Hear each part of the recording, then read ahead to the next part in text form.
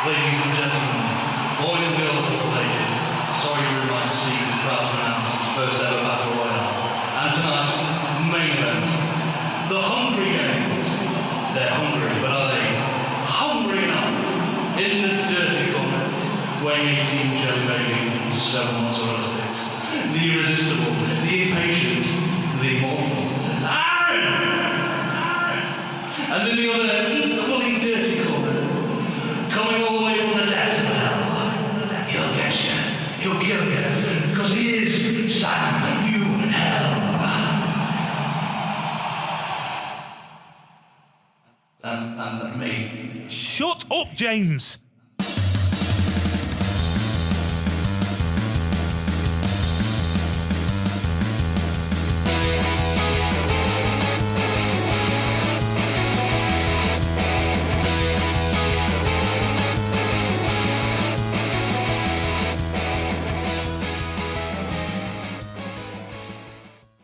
Welcome to the Sorry You're in My Seat podcast. I'm your host, Aaron, and I'm joined each and every week by my good buddy, Sam. Hello. And James. Hello. Shut up, James. How we doing? Yeah, good, man. All good. Episode 5. Yeah, it's coming on well. It is. Yeah. It's been a joy to sit in this room with you for the last 5 weeks. James, 5 weeks ago, did you think at this point we'd be sat here with 300 odd listens to our podcast? No, I thought we'd be sat here still unable to send them out into the world. We have gone worldwide, though, boys. We've got listens in Romania, Spain, USA, and other, but it won't tell me what other is. Other. Well, with the next big thing in other. Yes. I'm ready to go to space now with these podcasts. Yep. Let's do it. The first podcast ever to make it to Mars. Yeah. I bet there is already one on Mars. I was going to say, I bet there is as well. Either It's way, probably a Kevin Smith one. Yeah, definitely. So I'm happy to go there if needs to be. Yeah, it's great. I think we're doing really, really good, and I'm enjoying it. Everyone's feedback seems to be really good. Yeah, good feedback. Again, we have to give mad props to our community, which is very vocal, and we thank them for their ongoing support. Thank you all. No heckled abuse or violence yet. Yet. That's not. So I was coming out of work the other day, and this car drove past me at speed. I know this. Stopped, put on his brakes, like, was like, oh no, I'm about to get mugged. Reversed. Then I heard my own dulcet tones coming from the car, and then this bold Scottish bloke was in the car and just pointed at me. It was Chips. And it was Chips. Hey. There we go. Brilliant. Brilliant. So we've made it to Sainsbury's car park. Yeah, we've made it to Sainsbury's car park, which Not is quite Mars, is it? 3 minutes from here. Yeah. So. Good. Right, last week's episode, a big one. 1 hour 45. Yeah, wow. Yeah, it was. Lessons to be learned. Keep it Make it under longer. an hour 45. Yeah, we're going to try and keep this one under an hour or as close to an hour. But if the conversation is going in good flow, then we will keep going as we always do. Absolutely. But obviously, we're still finding our feet with the format of the show. This week as well, we're not going to go too much into films. And each week, I think we have to start by saying that this week could be someone's first week and might not know what this show is about. So the Sorry You're in My Seat podcast is a podcast dedicated to film, movie, cinema, any format or medium that you get your weekly intake of film, really. And we sit around each week, we discuss things we like, things we don't like, problems with films, suggestions for films, stuff like that. Yes. Yeah, completely agree. This week, we're trying a different format. Yes. It's our first ever game. Well, it's our second game. On our Well, first it's episode. our first episode of It's the our game. first. It's the Hungry Games, boys. Come on. It's the Hungry Games. So we're going to do a battle royale. That's the main event, and we're going to get to that as soon as possible. I wanted to kick off the show with just a few bits of news, actually. First and foremost, you will be pleased to know you two sat around this table and our 300 plus listeners, which is growing by the day. It's growing by the second, apparently. Yeah. Brigsby Bear is on Now TV. Yes. So people need to watch that There's film. no excuse now not to hunt down a copy of Brigsby Bear. It's on Now TV. I found it the other night. I had to go back the next day because I had a few beers to make sure that I wasn't hallucinating. It is on there, which is brilliant. So do check out Brigsby Bear. So that's nice and short, nice and quick. Have you seen the Deadpool scene that they've released? The deleted scene? The deleted one that's coming in the upcoming Blu-ray and DVD. Yes. Yeah, so don't say what it is just yet. Have you heard of this? Nope. So to hear that a scene was cut from Deadpool, you're thinking, okay, this might be pretty serious. Is this then. Deadpool 2? Deadpool 2. Yeah, Yeah. I've still not seen that. So Oh, right. Okay. So do you mind us spoiling the very end? no, not at all. So again, if you haven't seen Deadpool 2, it has been out for a few weeks. So shame on you, like Sam. Shame on me. But let's just cut to the ending. So Cable in it is a time traveling superhero from the future. At the end of the film, Deadpool does get his hands on the time traveling device, and what ensues is the post-credit scenes, some hilarity essentially of Deadpool going across various timelines.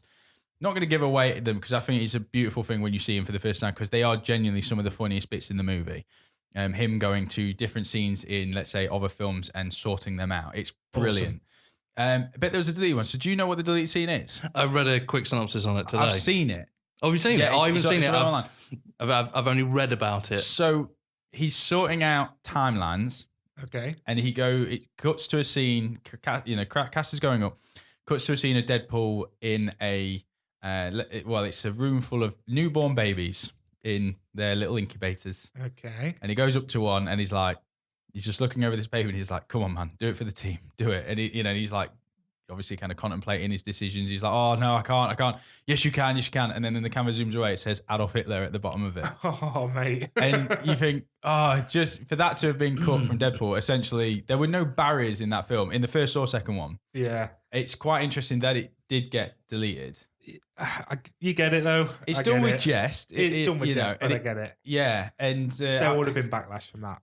I suppose the argument could have been, well, if you were going to do that, you could go for Hitler at 18, Hitler at 20. Yeah. You could have gone at a more appropriate, time. But interesting to think that even a film like Deadpool had some form of censorship involved in it. So for our avid listeners, that's Dwayne "The Rock" Johnson's come up in all 4 podcasts, and now Hitler twice. So Hitler in a close second. Yes. So yeah, my brother's coming on in a few weeks, so Hitler Like a might get brought up a bit more because he's a war buff and he's a war cinema kind of enthusiast. So maybe that'll happen. Well, just quickly then before your last one, then James, because I mentioned this to you the other day.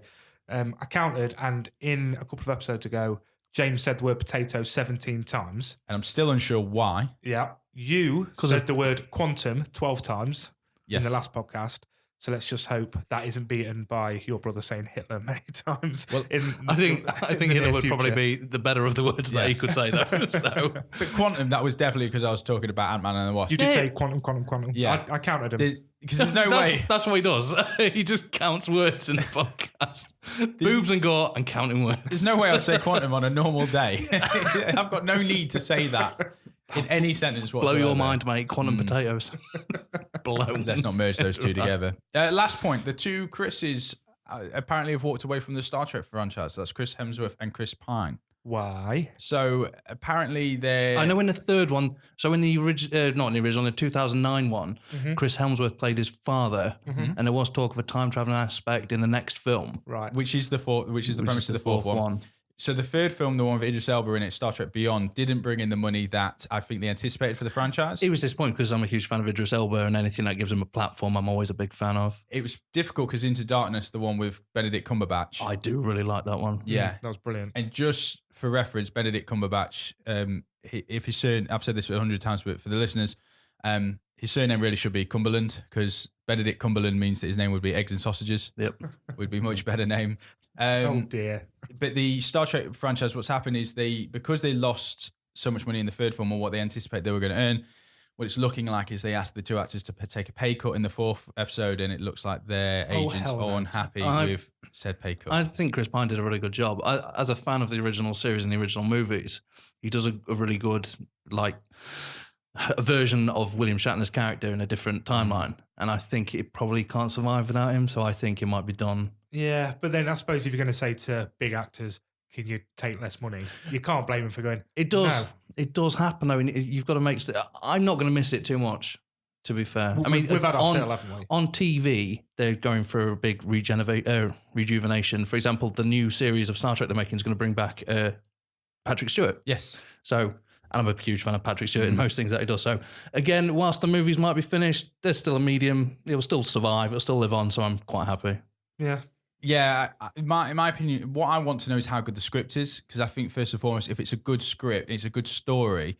It's disappointing that those two in the fourth installment are willing to walk away if it's a good script, because I think first and foremost, if you're in a Star Wars franchise or a Star Trek franchise, any of those, you owe it to the fans first and foremost, and therefore I think if this finishes that saga of film, I don't know, because again, the money thing to me doesn't really matter, because I would never earn the money that these guys earn in one film, let alone in my entire life of working. Yeah, I suppose. So money to me isn't good enough to say, they're cutting, half my money or whatever it is, because that's still a ridiculous amount.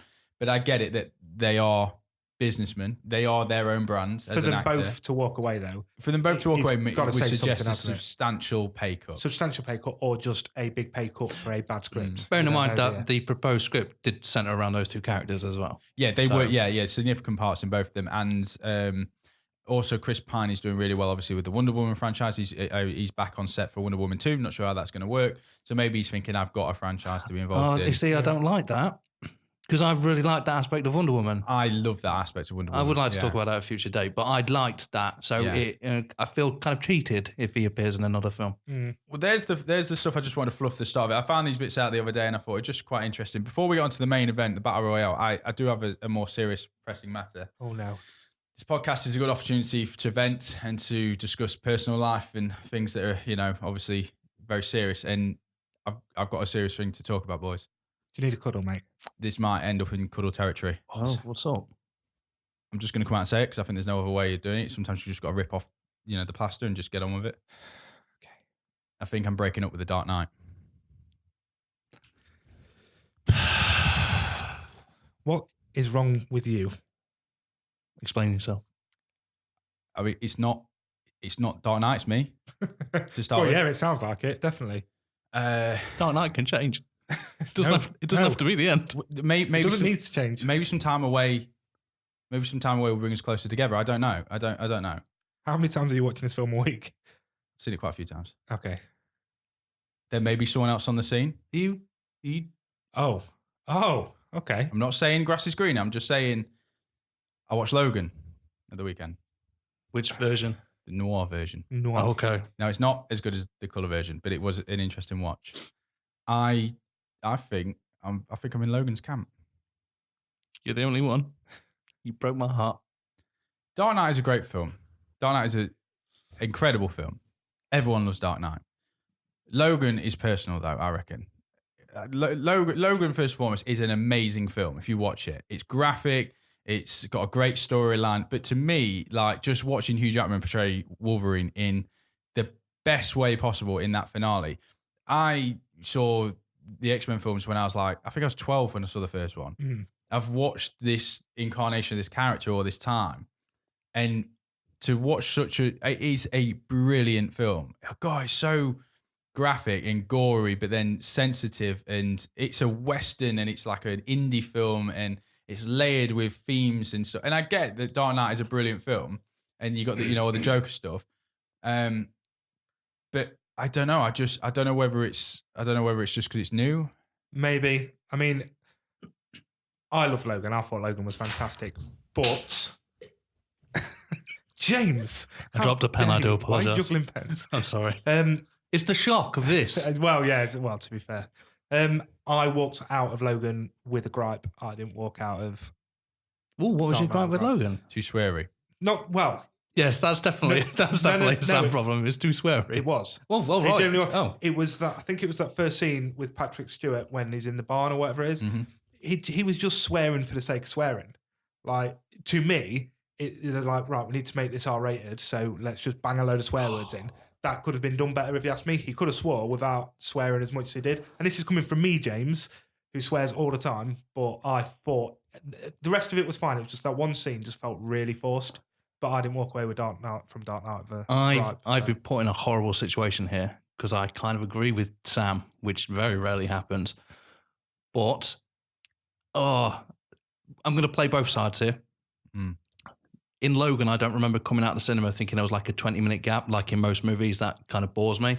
It kind of resets the story. Yeah. When Batman goes to Hong Kong to get the businessman, Yeah, okay. that 20 minutes did kind of lose me. And I think as well, Batman at the end of that film, the Joker bit, when they use the sonar from all the mobile phones to locate Joker. Okay, Yeah. cool. Bit of a good action scene. Great dialogue when the Joker's spinning upside down. But as a finale, compare that to Logan when he is going berserker, Oh, yeah, absolutely. running through the woods when he's like injecting himself with that serum. and he's taking out guards left, right, and center in the most vicious, It's badass, animalistic way. Yeah. Watch the behind the scenes of Hugh Jackman doing the voiceover of the grunting and stuff, where he's in the sound booth doing all the yelling. It's insane the amount of effort he puts into that role. Really. And to me, I think it boils down to Christian Bale versus Hugh Jackman in the two performances. And I was in absolute awe of watching Logan the other night. Don't get me wrong. I love taken back by love it. the film. I think it's out of this world. I but- do. I think one of the best point about The Dark Knight, I've always said, has been the supporting cast. The supporting cast is pretty phenomenal. Morgan Freeman, Gary Oldman. They're all layered characters and they all act brilliantly. But actually, the more Aaron talks, the more I think about Patrick Stewart, who obviously plays the most powerful mutant in the world with Alzheimer's, and it's a really good spin on it. Like, he's losing control of his powers. There's a scene in the motel where we are spoiling this. He's deteriorating and his powers have gone haywire. I love that scene. I think that's phenomenal. Yeah. It's what happens when the world's most powerful mind, and he gets affected by something as human as dementia and such, and Alzheimer's, and that bit as well. Just the bit when they're in the motel and they're watching Shane on the television. You know where that film is ending, because Patrick Stewart is telling you, the hero. There's no living with the killing. He even says it out loud. And I was like, I just loved it. And it's 2.5 hours long, and it did not feel 2.5 hours long. No, I remember walking out of that thinking, that felt quick. And I tell you what, that ending as well, where she turns the crossover and she changes it to the X.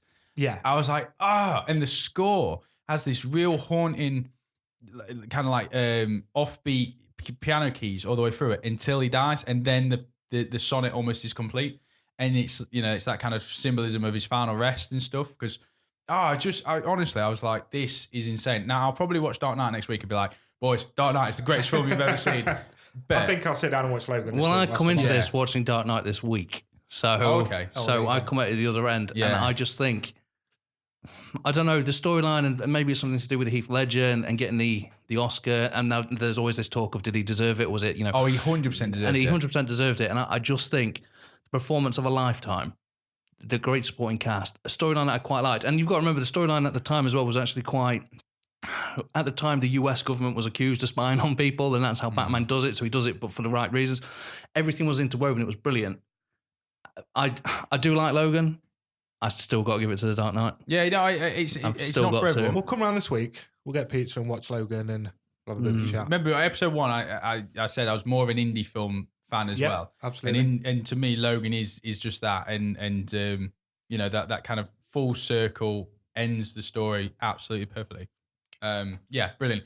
I'll rewatch them as well. I'm saying I started by saying I think I might. But we'll see how that goes. Right. Although that said, soon Infinity Wars will be released on DVD, like in the coming weeks. So maybe there'll be another one. Yeah. All right. Fair enough. So main event, Battle Royale. So what we're going to do this week is we are going to go against each other in terms of who would make our ultimate squad. In terms of pulling characters from films that you may have seen or may not have seen to create your ultimate lineup.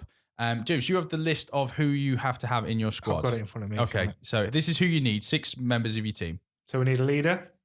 We need muscle. or slash gunner type thing. Gunner slash, your tech guy or gal. Assassin, wild card, and water boy. Yes. Oh, it's great. Right, it says water boy. Yes, water boy. Yeah. Yes. Change that medic to water boy. I've written medic. So Despite the fact being told twice, it was water boy.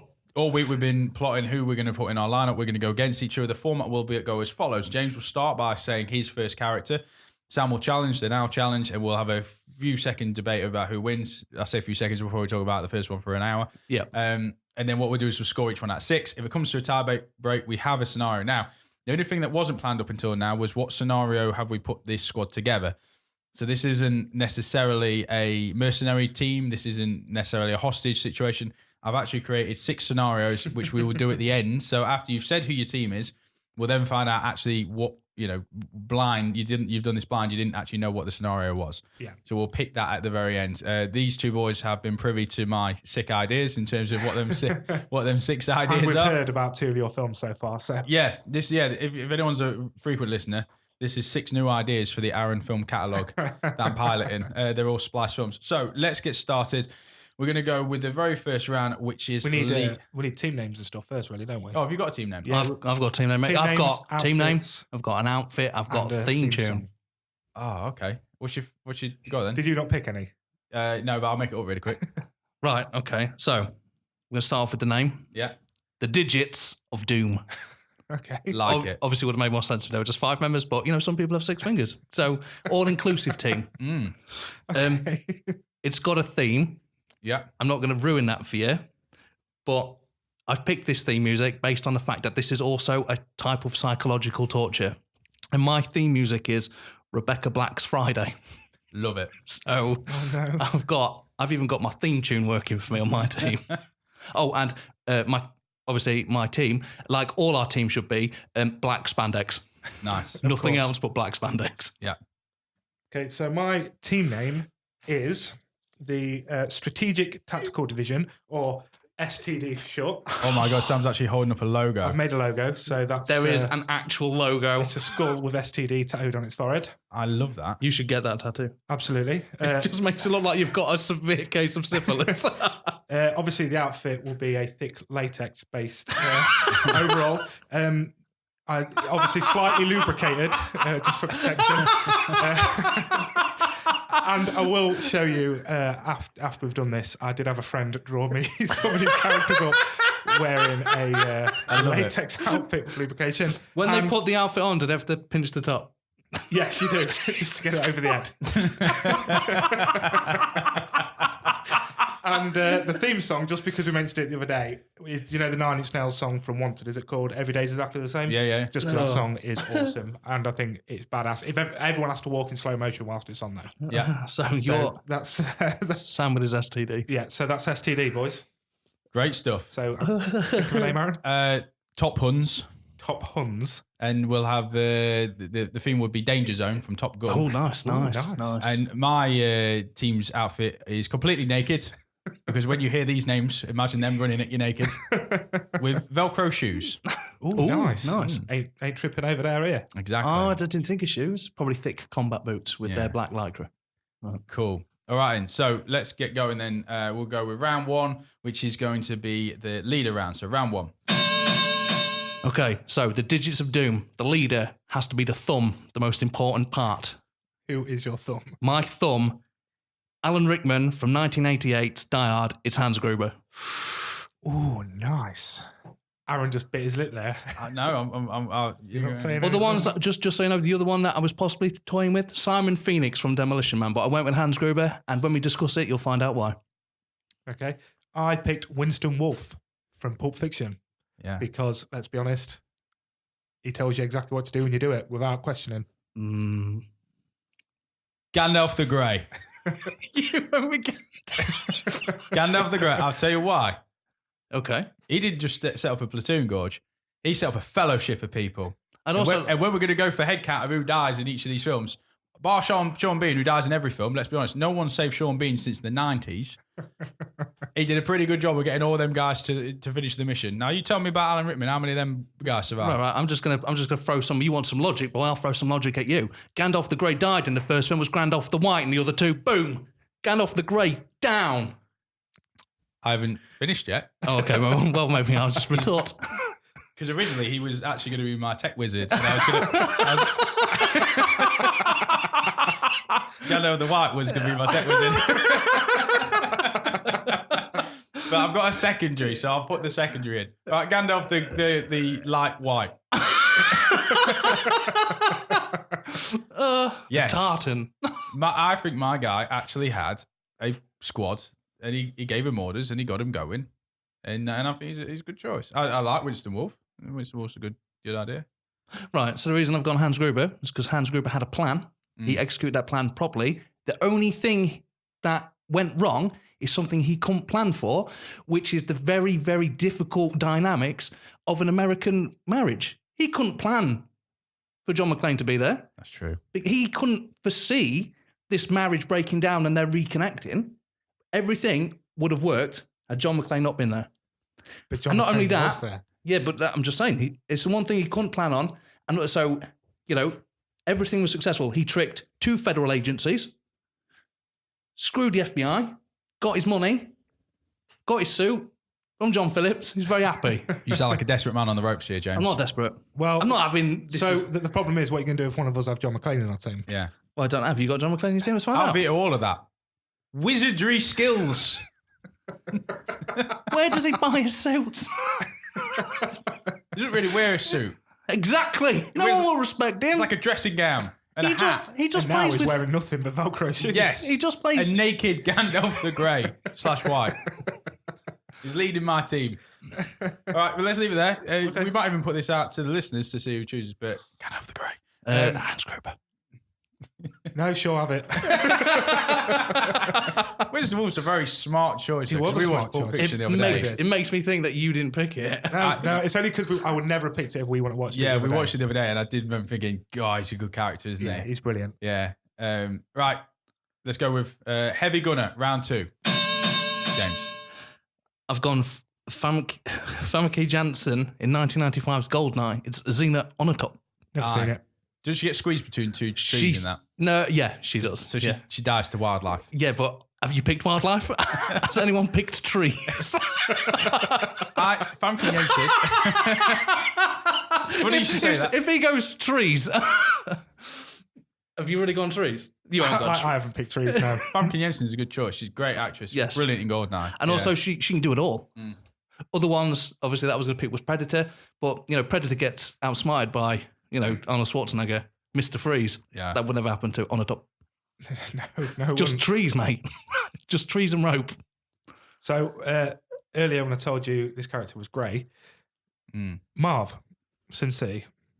Oh, Choice. good Because let's be choice. honest, he is hard as. A lot of muscles, a lot of plasters He on his does face. not mess about. And he gets confused, mate. When he Yeah. gets confused, he's having you. He likes a drink. He does like a drink. I drink with him.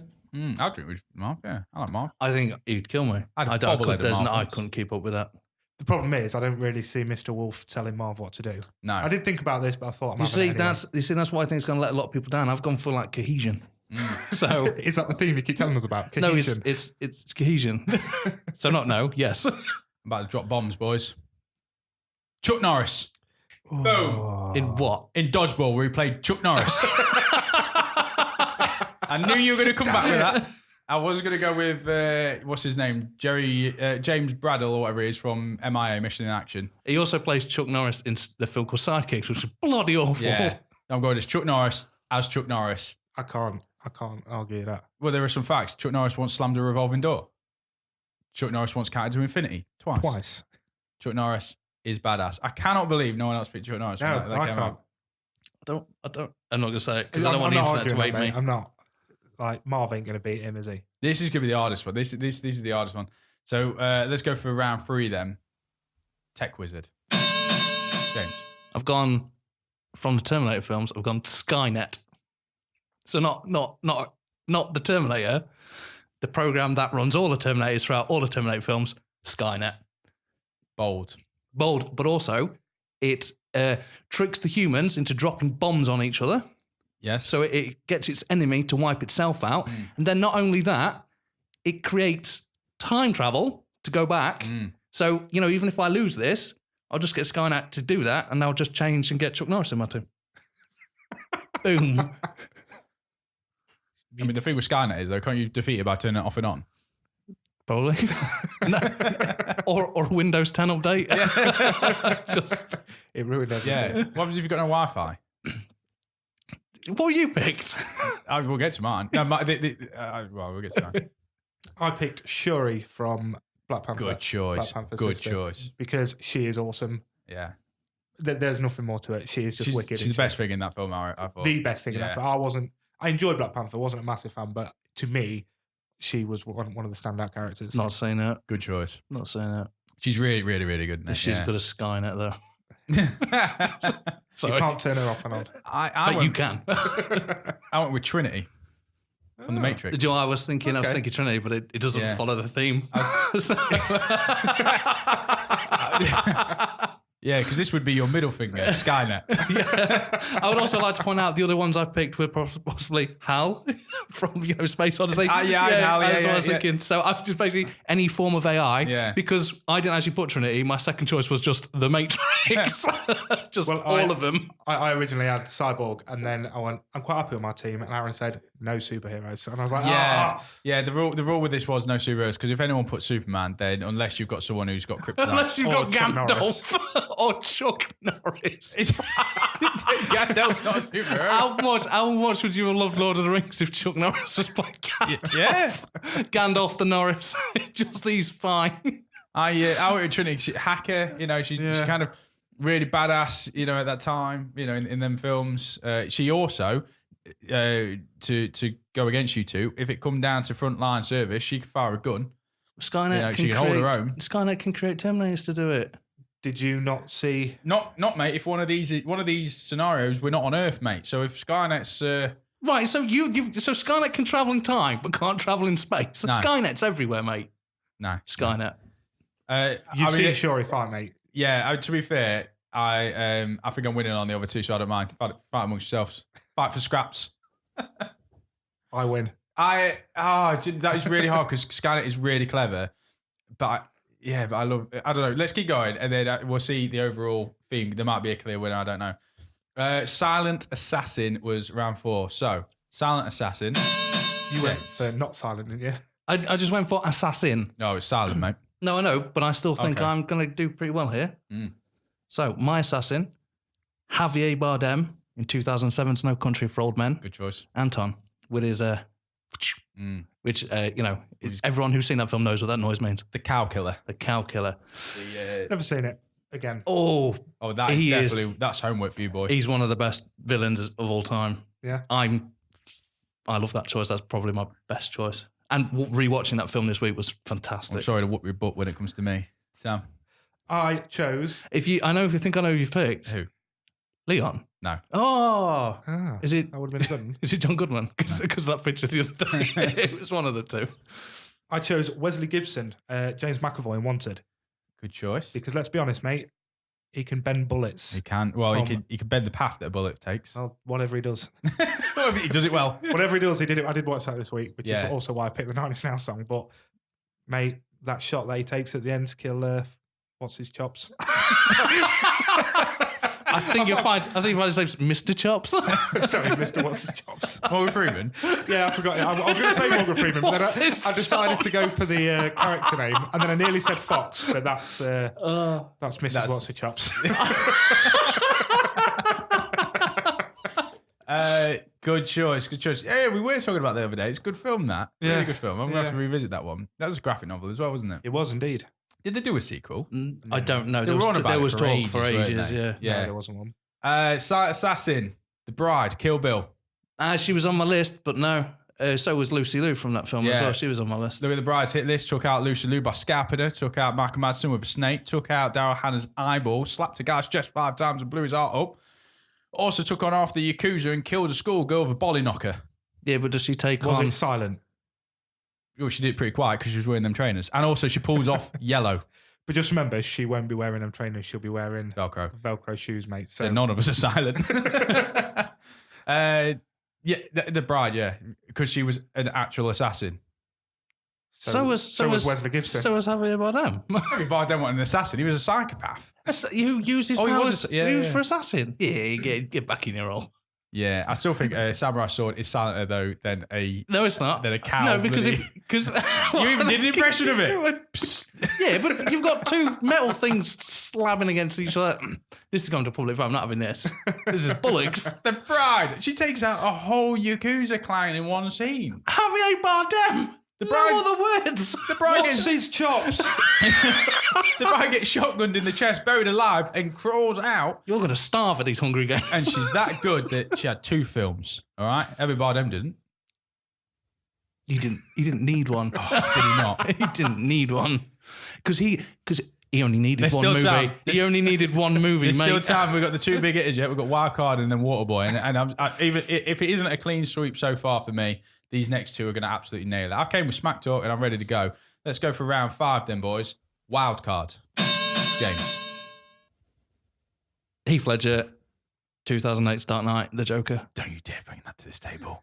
I thought about the Joker. I mean, he's a wild card. He's the ultimate wild card. No one knows. So this is where the cohesion in the team goes, because that's why Simon Phoenix didn't get the job as leader. Yeah. Because they'd be too crazy. Hans Gruber's going to use him. So what's your definition of wild card then? Everything. I don't know. It could do anything, but you need that power. The untapped potential of what could happen. Stop that right there, because you're bigging up my character. Sam? Yeah, mine's not as wild as the Joker, but nearly there. Charlie Wax from Paris with Love. Good character. That is a John good Travolta. choice, yeah. Good character. If you've not seen From Paris with Love, John Get it Travolta, God, what a film. I know. Brilliant film. Which is weird because I didn't even watch that one this week. As soon as you said wild card, I was like, do they come much wilder? Yeah, he was really good. Joker. in that. And whatever Aaron's got. Now, Here we go. bear with me because you'll think he's not wild, but just wait till we get to it. Luke Skywalker. No. Explain. Is he really there? You don't know, because he's got wizardry skills like Gandalf, so they'll get on really well. He's got powers of unknown potential. Your exact words, James. So don't you dare look at me like that, like a. I just imagine a naked Luke Skywalker meeting naked Gandalf going, oh, wizard. Exactly. Wizardry skills. Oh, I like you. And you might need a lightsaber. Everyone needs a lightsaber. Exactly. And Star Wars. Just Star Wars. Oh, boys, I've got this in the bag. I'm telling you, I've got this. I don't hear any confidence from you two. Come on. Well, I don't know, because I think I've already won. So, Luke Skywalker. Luke Skywalker as a wild card. Yeah, because also, as we found out earlier, in the original script, he was meant to turn to He was supposed supposed to turn to the dark side, Exactly. Wild. I agree. And also, he drinks blue milk. No one knows what that's got in it. What? That's it. Because we don't know what kind of milk he drinks. Exactly. Personally, I don't think you're winning on that one, mate. It's Luke Skywalker. It's Star Wars. Yeah, It I wins know. everything. You can't just say the word Star Wars. Normally, in any other... Wait a minute. Place. Skynet was in Star Wars. I win. But you're ganging up on me now because I've already won with Chuck Norris, so I don't know why we're even still talking. Right, I've definitely got you with the next one then. Last round Yeah, six. you probably have. Waterboy. So I picked my water boy. Is good with hydration because she's in the medical profession, so she knows what to do. But Because also, she was originally a medic. yeah, but she, When James thought you had to have a medic on you. yeah, which would have made more sense than water boy. It would have, but we But picked I'd like to point Waterboy. out that my water boy can come on, get you hydrated, and then also look after your niggles and whatnot. Okay. It's Nurse Ratched, Louise Fletcher in 1975's One Flew Over the Cuckoo's Nest. Unbelievable. The theme was bad guys. If you didn't quite get that, bad guys. And gals. So yes, Nurse Ratched. Easy round then. It's between you and me, Sam. What's your problem with Nurse Ratched? Unbelievable. I've only got 1 point for mine. I'll say who and then the 1 point why you want him. Yep. Poe Dameron, Yeah. who doesn't want the water dropped off by an X-Wing. Exactly. Very good choice. I mean, he was in what film was he in? Star Star Wars. Wars. Star Wars, yeah. He was in Star Wars, wasn't He he? was in Star Wars, mate, yeah. And not only that, he's dropped the water off. You've got an X-fighter above you. I use science. Yes, but this person's got an understanding of the human brain. So you can't discount psychology. Yes, but she doesn't understand Skynet, James. I have you used science for my choice for Waterboy? Is it Skynet? Nope.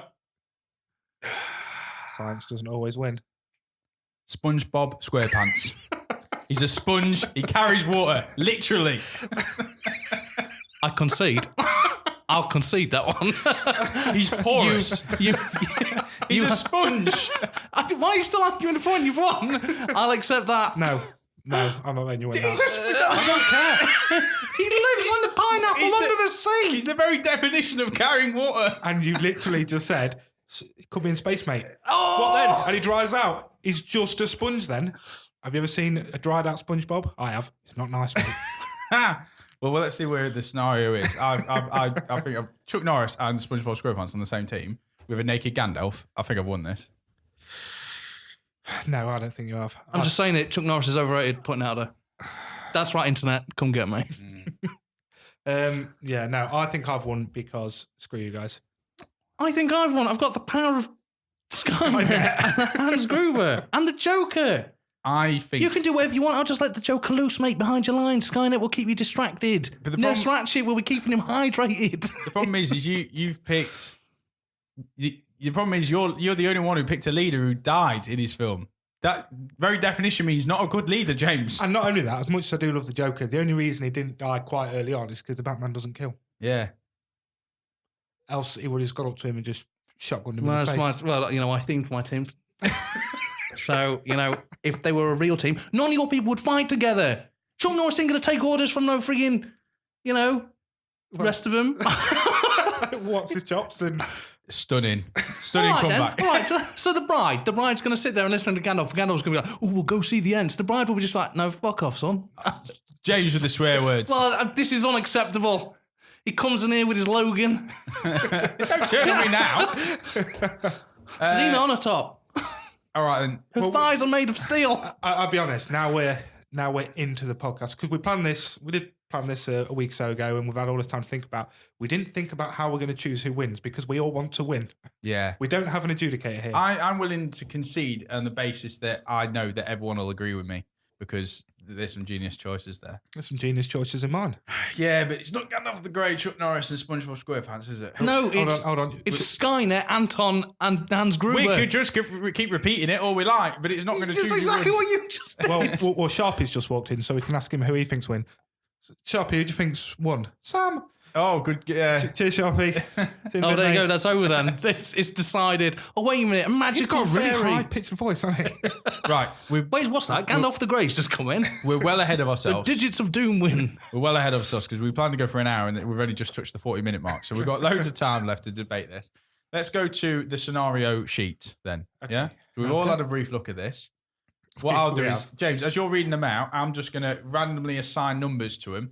And then Sam can pick a number 1 to 6, and then that'll be the chosen decider. Yeah? Okay, so fill this space with some information, James. Okay, so scenario. No. We're reading them out. I'm reading them out. Yeah, James can read them Whilst out. I'm reading them out, and he's assigned numbers, and you pick a number. Sam. So, And I've copyrighted all these ideas. okay. Your weekend camping trip with the lads is cut short when your Rebel Alliance squad is sent to Hoth to prevent an imminent invasion on Echo Base.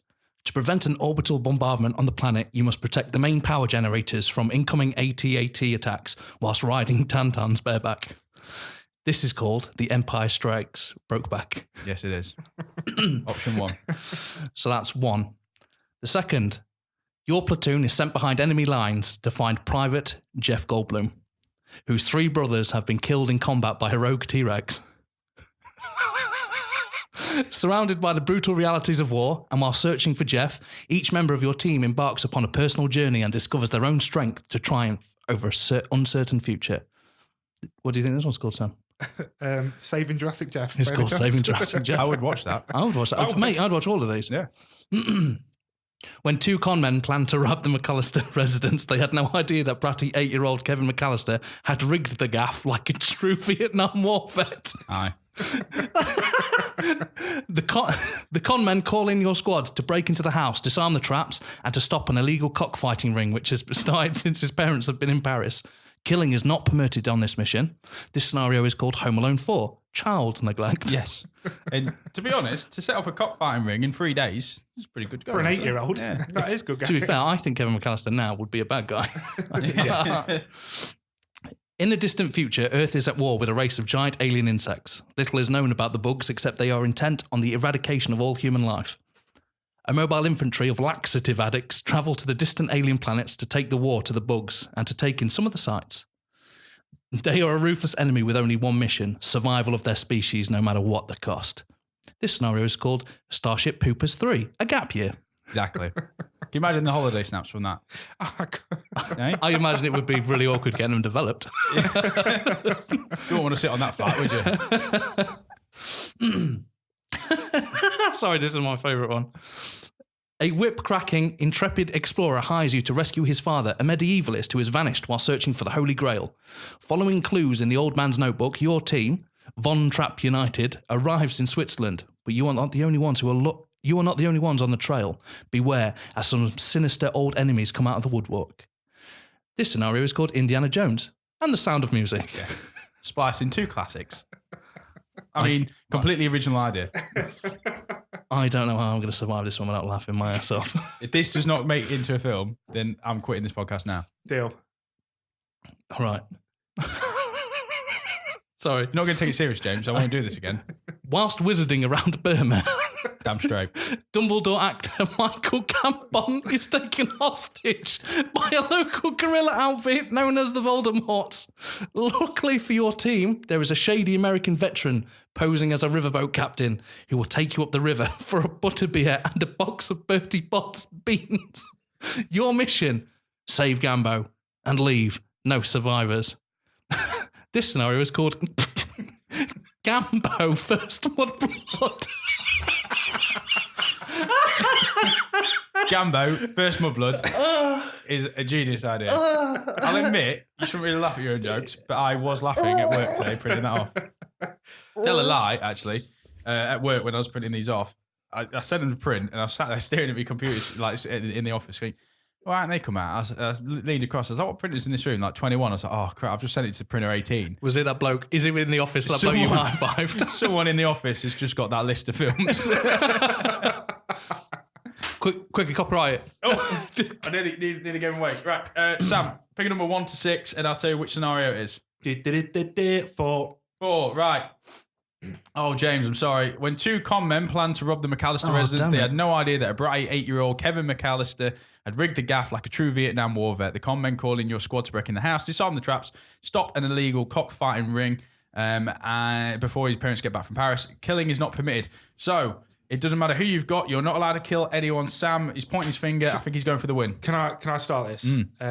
So if I just go through my people and how they're going to suck at this one, and then you guys can battle it out. Because, right, Winston Wolfe, he will come up with a great plan and how to stop it all. Marv, he's going to kill everyone. Shuri, she's not really got much to do there, has she?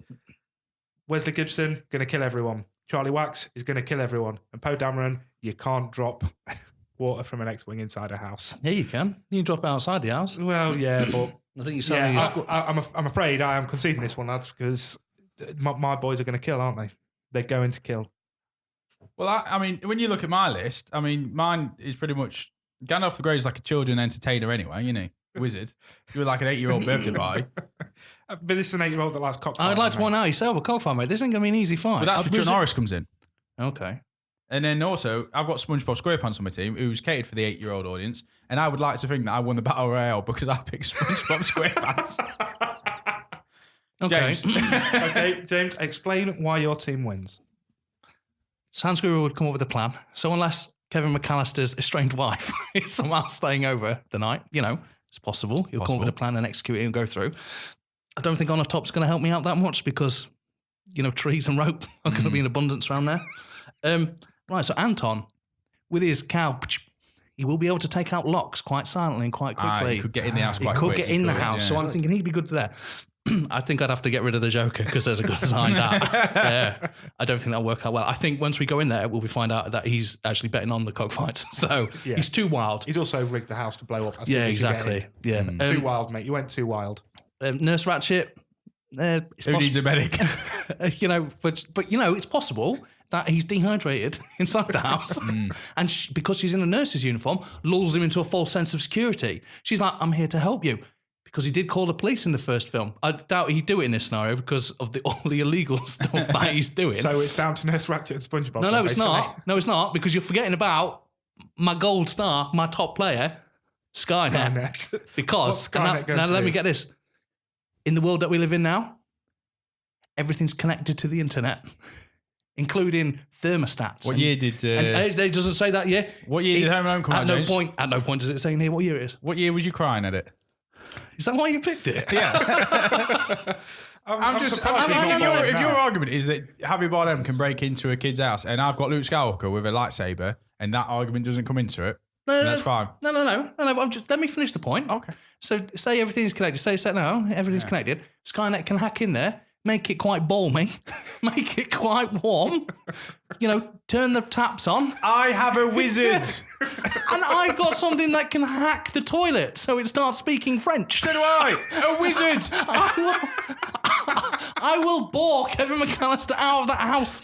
I'll make it very sweaty. He won't know what's going on. I'll keep randomly opening and closing his doors. Skynet, mate. Skynet will win this.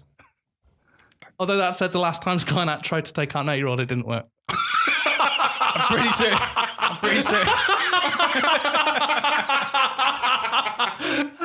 Yeah, I think you sunk yourself there, actually. Oh, Jesus. Maybe I should say the last time 6 grown naked people tried to abduct a child. Hopefully it didn't work either. Oh, yeah, that goes against you, mate. The naked. Yeah, I know I should have put up clothes on them. Yeah, do you know what? I'm beyond bothered. Do you want it? You can have it if you want it. Yes. No, I'm sorry, you've won that one. Yes! No. Two. I just didn't get to pick. You picked me. No, I take it back. Wizards! My first win. So for the record, we're not allowed superheroes. No. But we're allowed fucking wizards. They are different things. Different things, James. I'm going to get Skynet in every time we play this game, I'm going to throw Skynet in there.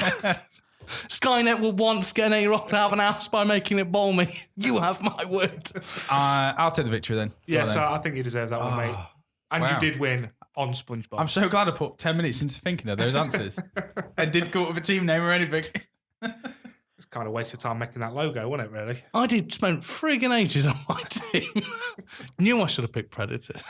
Yeah. No, Well, good stuff. So after all that, you win, mate. Yeah, nice battle royale, boys. What did you win? That donut that's on the side. Yeah, that's fair. We've got a spare donut in the kitchen, so I love that. Oh. I'll post a picture of the donut and then people can look at it.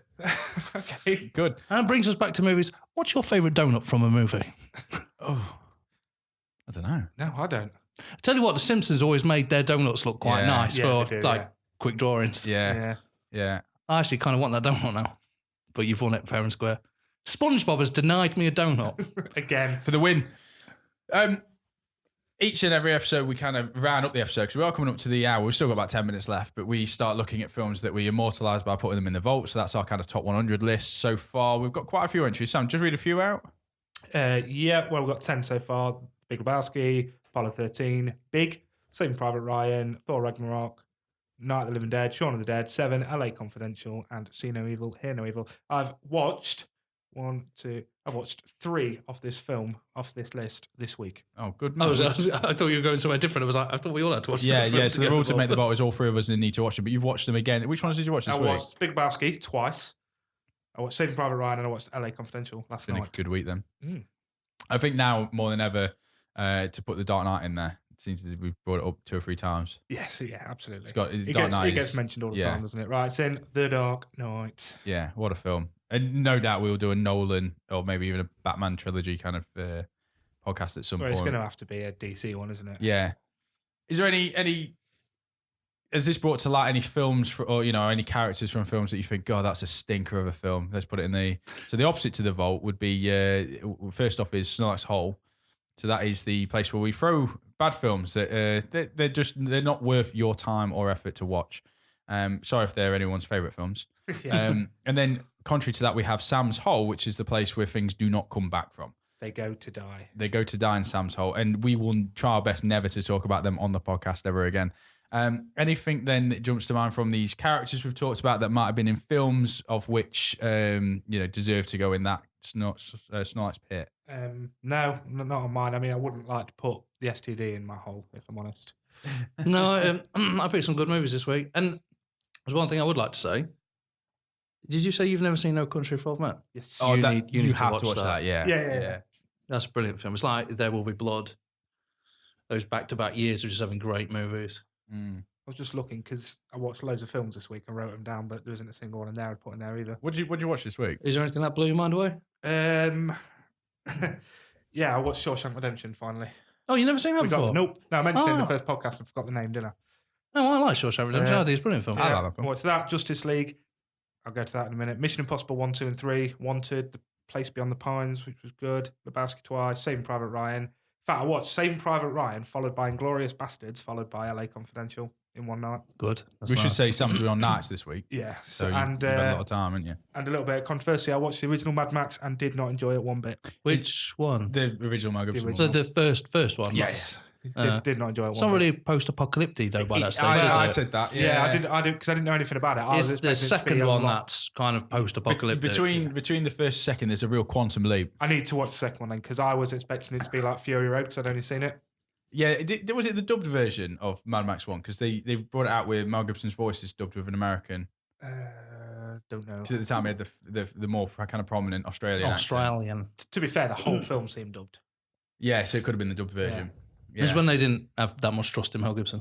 So Well, he's coming out. I mean, that film was like, what, 79? Yeah, something like that, Yeah. I quite enjoyed Mad Max. The final 10 minutes is the best bit of the I film. was going to say I like the first two. The third one's Oh, the Thunderdome one with Tina Turner is just dreadful. it's not isn't it? great. I even I watched some Kevin Smith as well. Oh, I watched An Evening with and 2 Fat for 40. that's a whole night then. Well, to be fair, I mean that's I watched, like 9 hours long. Yeah. I watched on Netflix Zack and Miri Make a Porno. I always forget that he directed That's that. one of his better ones. That I do like that. That was his attempt at making a lot of money, and it didn't quite pan out for him, did it? No, No, he's got a good cast in it though. It's got a great cast. And I thought the I film always was like Craig fantastic. Robinson.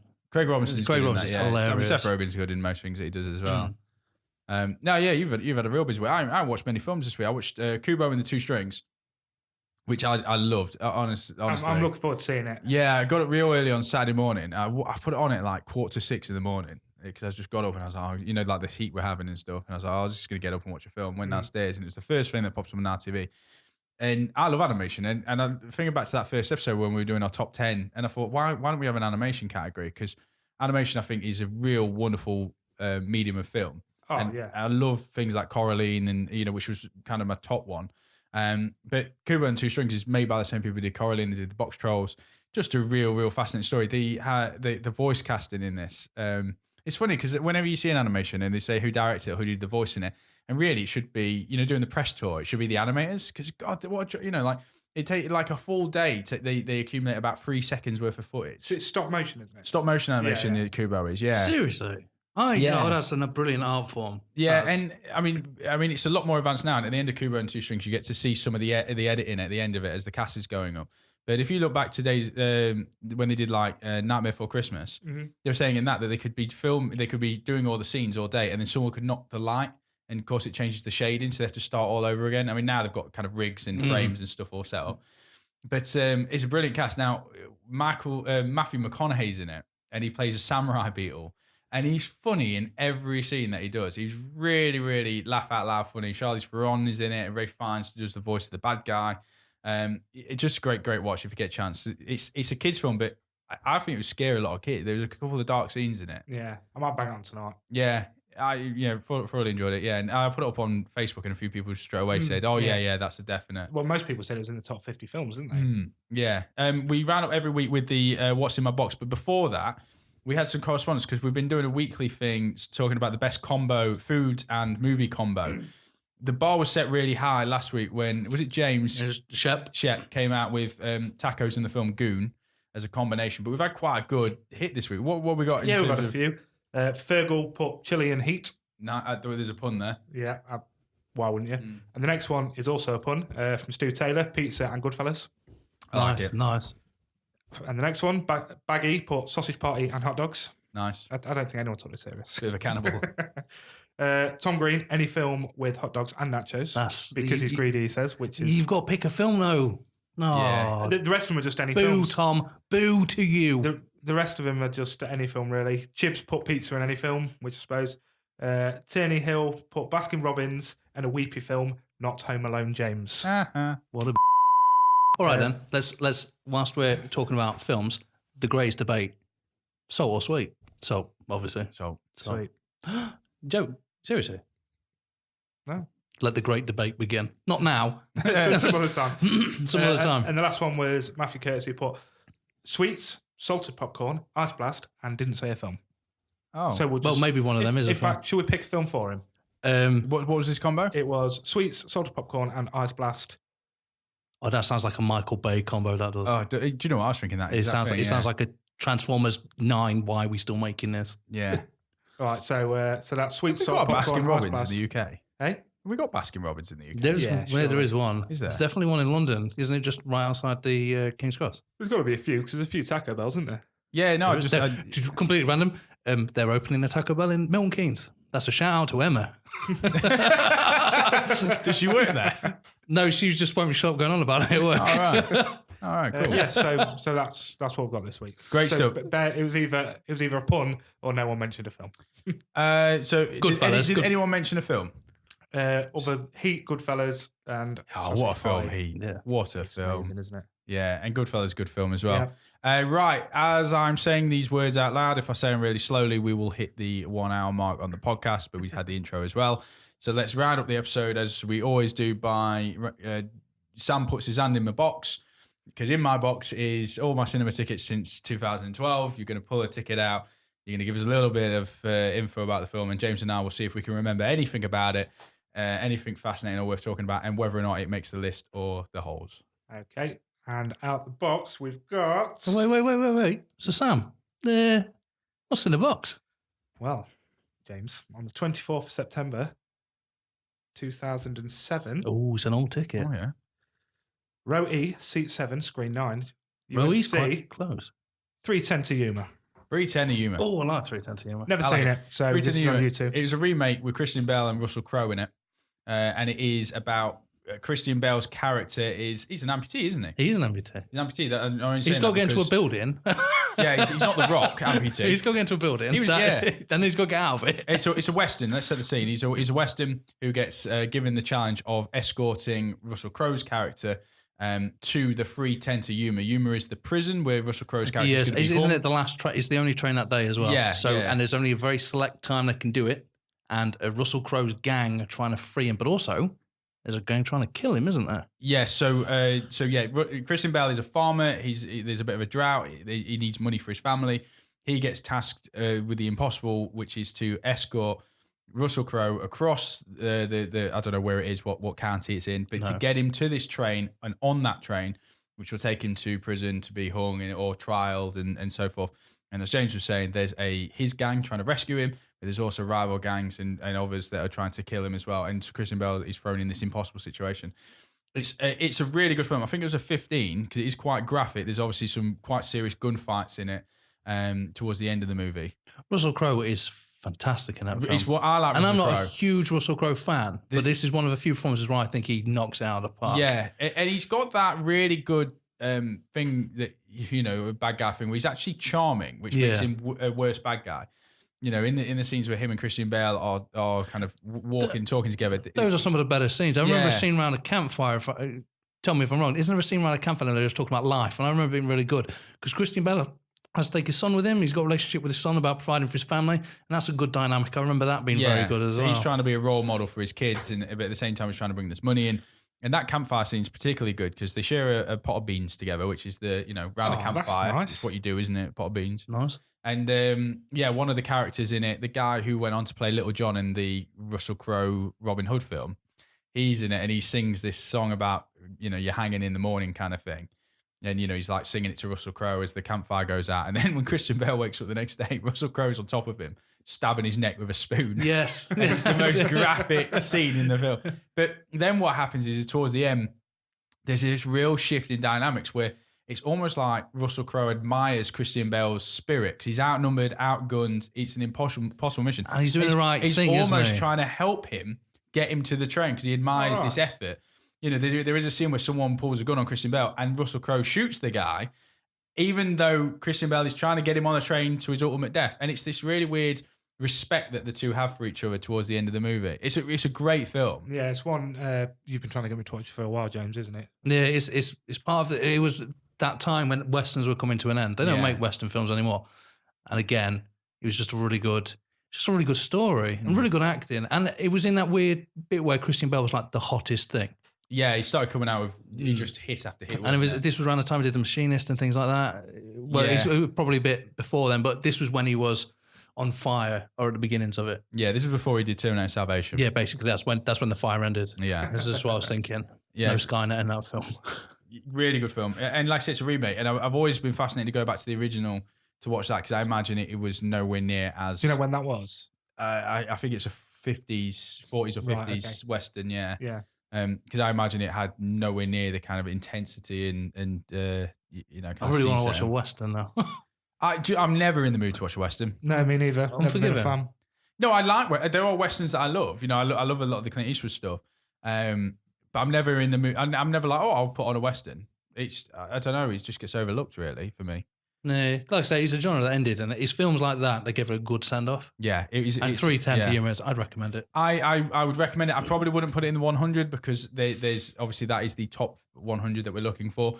But it's definitely one to recommend and to watch and to keep your eyes out for. Okay. Yeah, completely agree with you. But we started this podcast with one bit of news, and we never added it to the vault. And I think it's universally Bigsby Bear. Bigsby Bear. Bigsby Bear is not in the vault. It's going in the vault though. And it's going in the vault. Yeah. Now, can I just ask, because I don't want to correct you, but isn't it Bigsby Bear, not Brigsby? Yeah, Just Bigsby Bear. for a write down. Yeah. Is that what it is? Mm-hmm. Bigsby Bear. Bigsby Bear's in. Good. Good stuff. That's not a bad shot. Dark Knight and Bigsby Bear in one I don't week. think Bigsby Bear will ever come out. I think it's Bigsby Bear is a staying, near mate. perfect That's film. staying. And it had Luke Skywalker in it. It There did. you go. Yeah, it did. And Greg Kinnear. And everyone loves Greg Kinnear. Any themes for next week? No, I can't think of one. We're now up to date because now we record at the end of the week. No, at the start of the week, and we put these out on a Friday. So every time you hear one of these now, we should be literally, it's coming off the back of the recording. So there's no funny timeline at the moment. So we'll get together next week to do the next one. I know it's a bit of a last minute thing, but why don't we bang some in on Facebook?